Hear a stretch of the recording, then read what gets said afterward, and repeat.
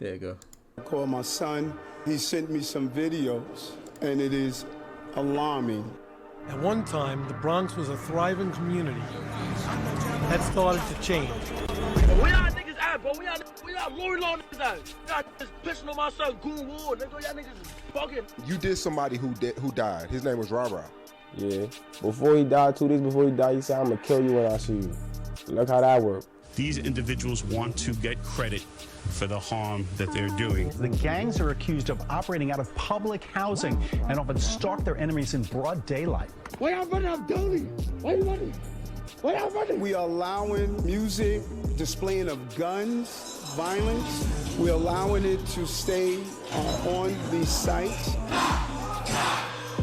Alright, what is up, everybody? We gonna talk about New York drill. Probably one of the wildest scenes in rap, period. 7 years ago, there was a huge explosion with Brooklyn drill. Then the feds started doing gang sweeps, taking everybody down one by one. It got so crazy, you got shootings happening in Times Square involving established rappers. This week's gunfire in Times Square, police have made an arrest. 20-year-old Kumina Elijah of Brooklyn. Since 2017, the NYPD has used facial recognition technology, or FRT, in 22,000 cases. Because there's so many cameras in New York, the internet gets their hands on the footage of their favorite rappers involved in shootouts and moving traffic, stabbings, beatings near delis. I mean, some of the songs that were going viral. Every other line was someone smoking on someone's dead ops. Crews would boast about those same crimes and put them in music videos like they were Easter eggs. You had the city's mayor, Eric Adams, coming out in a press conference wanting to ban drill music, even expanding and investing into different departments that tracks everybody's pages online. Much of that work is done here at the NYPD's Real-Time Crime Center.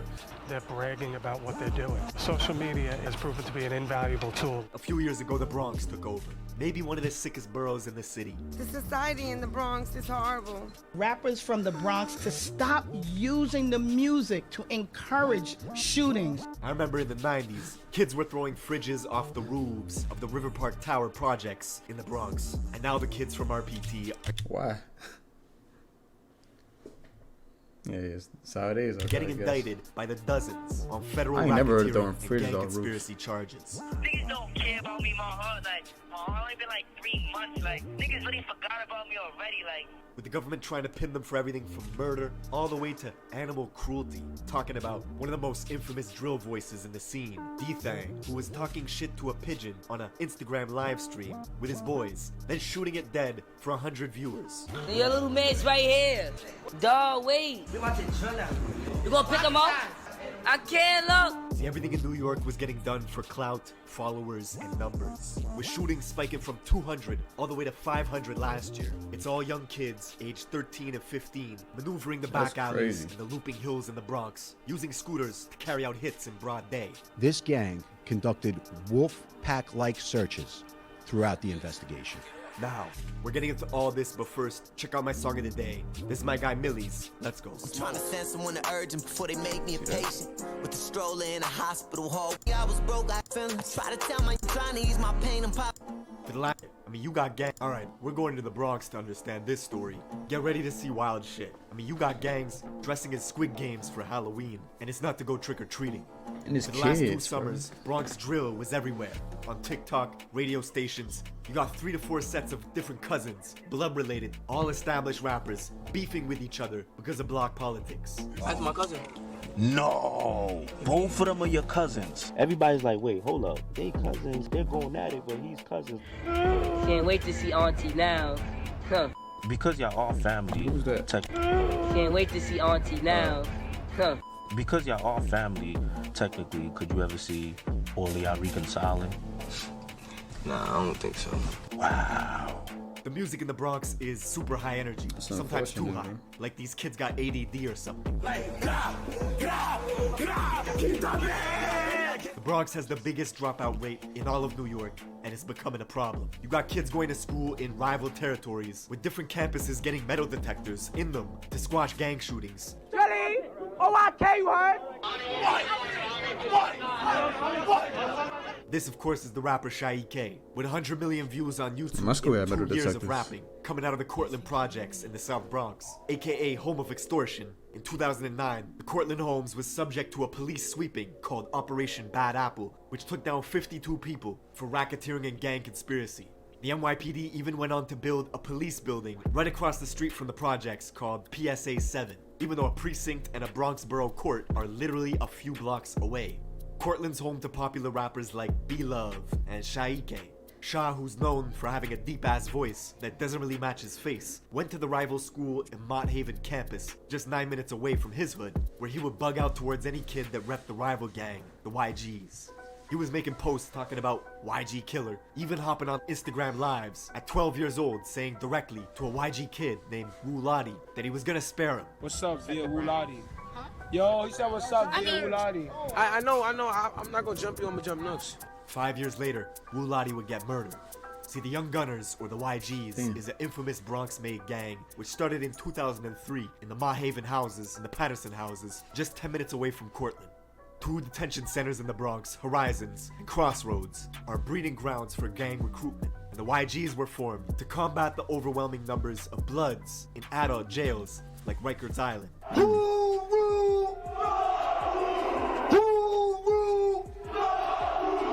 At one point, the YGs had dozens and dozens of different sets all banging under its umbrella, with all sorts of different hoods spread out throughout the Bronx, forcing other blocks around them to create their own gangs in response to combat the YGs. You can even see this in the classic South Bronx joint, Shot Caller, from French Montana. In the video, French is surrounded by YGs, and here, you can see the leader, Jouhef, who was killed a few years later at Club Tropicana, beaten on the head. Oh yeah, he got it by, hookah. Glass base of a hookah pipe. And when the glass shattered, his ops used a metal rod inside the hookah to continue pounding his head, leaving Jouhef drenched in blood. He died in a coma a week later. The youngsters who oppose YGs often cite this event to antagonize them. YGs were notorious for violence themselves. Locals remember a horrific event that took place on April 16th of 2012, when a gang of YGs were drinking liquor on a hazy night, discussing who was the toughest in the crew. This crew of YGs made a 7-minute walk and stormed their rivals on Cortland Ave to see what they could catch. The Cortland buildings were empty, except for one kid, a 16-year-old named Noah Bala, aka Moses, was alone walking. Probably weighed about 90 pounds soaking wet. The YGs chased him, kicked him to the ground, and stomped him to death.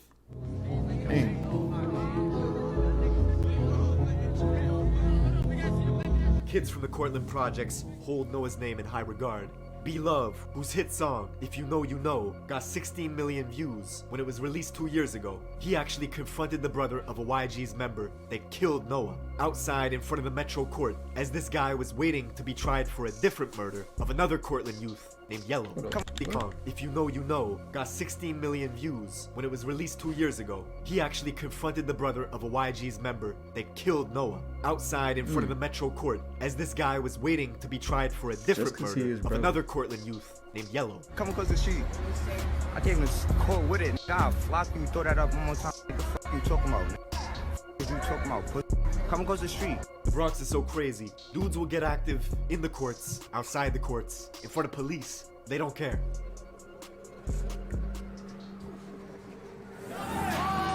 La Roche-Posay Amphilio sunscreen visibly reduces the appearance of sun damage. Fluid, lightweight sunscreen.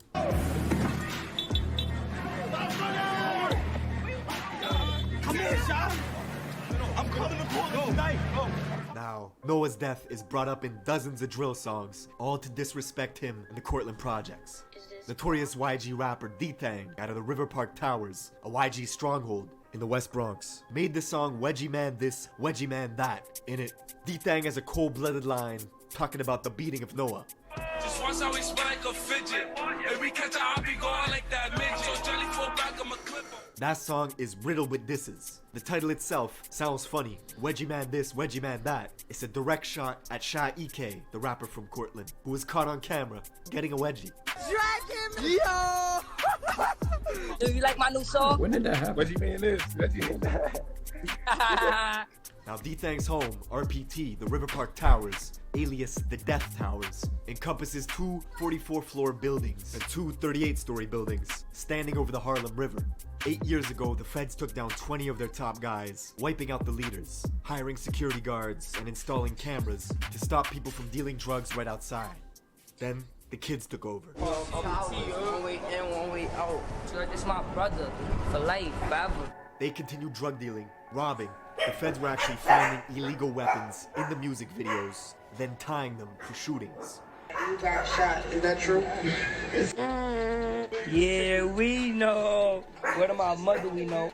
New York has always had very strict gun laws. People wanted to know how these kids were getting their hands on weapons. Ghost guns, these untraceable firearms made from parts you could purchase online. It's been wreaking havoc in the city. If you're a child, if you're a convicted felon, you can go online and purchase these parts, get the parts, construct a firearm. Serial numbers, untraceable, no background check, nothing. That is a problem. The whole of 2021 was crazy. Because the feds were tuning into Instagram it was crazy. lives. You could see stuff like rapper D-Thang with his own cousin, K-Flock, flashing out on each other for a live audience. Yeah, Muddy, don't do that, Muddy. Don't do that, Muddy. If I see Stunner, you know I... For a live audience. Yeah, Muddy, don't do that, Muddy. Don't do that, Muddy. If I see Stunner, you know I'm a whack him. Fuck that. No, I'm a clash him. Show my energy last time I saw you, Stunner. K-Flock is literally D-Thang's blood cousin, coming from the famous Little Italy part of Central Bronx, near the 48th precinct. K-Flock's own mom pretended in an interview not even to know who D-Thang was. Him and D-Thang are cousins. I don't even know who that thing is. I'm the mom and I'm confirming it. That's nowhere near related to me at all. His gang, DOA, or Dead on Arrival, is an allegiance of 5 blocks, all of which are surrounded by YGs and Drillies, a vicious gang of bloods that also oppose K-Flock and his gang, DOA. Come outside, Flocka, come play. Come play today. You always playing on the internet. I want you to come play today. Now, because the fans knew K-Flock as a crash-out specialist who would film his gang endeavors all for social media, this resulted in all his music getting more and more views. Let me tell y'all what he did, bro. This nigga gonna call me to a mansion party full of hot. Ask Keke. Yo, I was there. We was in there, but who was there? That's what I'm saying. Lock in there. Right or wrong, no. Nigga do attention. Now, this would make his rivals upset and jealous. K-Flock would bring them into Instagram Lives just to argue with them. Bro, y'all over scariness. I was following y'all. You never did nothing to me, though. Really, though. Really never did nothing to me. That kid he was talking shit to is Rajiz, a YG member from the 800 block, literally a 15-minute walk away from K-Flock's hood. Now, just 2 weeks after they had that argument on Live, this YG kid Rajiz would preview a track called Real Facts, where he was going after K-Flock. Hey yo, kicking out, let's shoot the facts. Anytime that they try to backseat, blew you a kid, you ain't smoking on Mac. While this was going on, the feds were catching these same YG kids on surveillance cameras, carjacking Toyota Camrys, Mercedes-Benzes, even robbing someone at gunpoint. A month later, on July 11th, those same YG goons were hunting in DOA territory, K-Flock's neighborhood. Those same YG goons were hunting in DOA territory, K-Flock's neighborhood. They only had to drive 6 minutes before stumbling upon a 13-year-old kid named J-Rip, who looked up to K-Flock with huge admiration. One kid hopped out of a black Honda Accord that had 3 orange racing stripes on its hood. The kid aimed his pistol, unloading into J-Rip, who stumbled into this cafe, Angels, bled out, and died in front of customers. The same cafe, Angels, where K-Flock and Shaike were hanging out on a live stream a few months ago, right across the street from K-Flock's apartment. Word to the God. Don't slide. Don't try to do some stupid shit. Word of J-Rip's murder got out quickly that day. The kid Rajiz, who was on live with Flock a few months prior, was now on social media mocking J-Rip's death.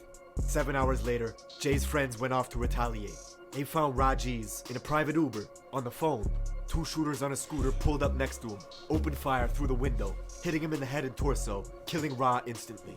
And all this happened in Mount Hope, a mile out from J-Rip's murder scene earlier that day. Ra's family learned about his death from a friend who was on the phone with him at the moment he was killed. Revenge does not heal losing loved ones, but Flock's fame was exponentially growing. He got an offer for his very first show, upstate in Poughkeepsie, 2 hours out of New York City, where locals targeted him right away.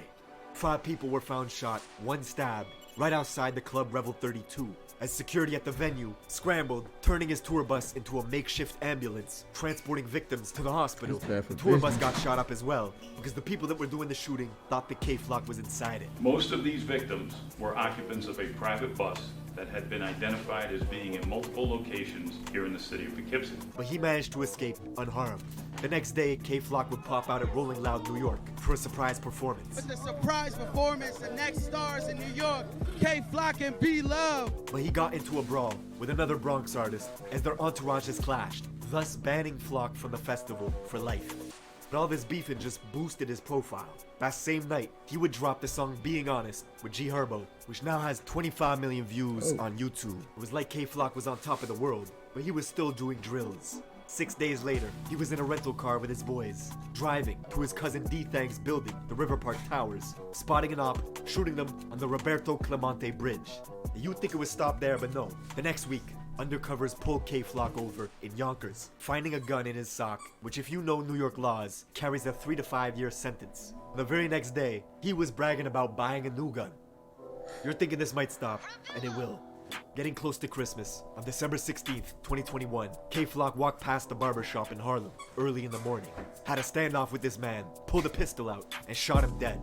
The rapper in the city with the most buzz, caught on surveillance video, wearing designer clothing from head to toe, shooting a rival. And the shoes he's wearing in surveillance video that day are the same unreleased Jordans he was showing off for social media just a few days before.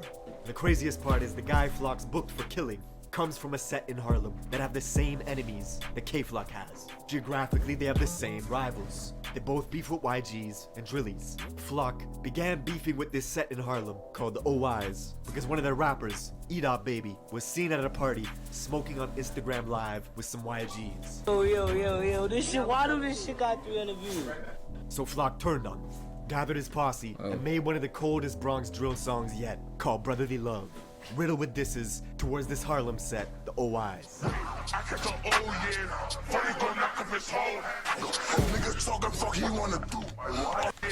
Riddled with disses towards this Harlem set, the OIs. Niggas talking fuck he wanna do. He chill with them op niggas, whatever they throw up, I'm dropping it too. Shy K, the rapper from Cortland, would side with E-Dot Baby, so in turn, he would start beefing with Flock, and Flock would start beefing with him. Both of them releasing diss tracks, with Flock saying he was smoking on Shy K's dead father. Free Flock. All y'all niggas music's doing bad now. Y'all need him, but free him, cause you know what we're gonna do. He gonna be the 5th dead DOA member. Interestingly, just minutes before Flock pulled the trigger at that barbershop, killing the man, he had logged onto FaceTime to talk directly to his rivals, brandishing his gun. And he was filming at the exact same stoops where E-Dot Baby, the rapper from Harlem, had filmed a music video 1 year prior called Ready for War. Slowly, one by one, the Bronx was following the Brooklyn scene, with all their rappers getting wiped out by police indictments. 5 months later, the Drillies would get taken down in a massive RICO case, booking 20 people for murder, conspiracy, racketeering, and gang activity. Not even a month later, D-Thang, along with 22 of his guys from RPT, would get swept up as well. Then if you thought the scene wasn't toxic enough, 6 months later, the young rapper from Harlem, E-Dot Baby, would commit suicide, which has fans still wondering to this day why that happened. Fast forward to this year, February 2023, and K-Flock, who was already sitting in prison for murder, would be one of 7 DOA members named in a federal indictment spanning from 2017 all the way to 2023. This is the New York drill scene in a nutshell. Every few years, a scene pops off from one of the boroughs, rappers make a huge wave, and then it all comes crashing down. That's it for this video. Thank you for watching, and I will see you in the next one. Let's see this one.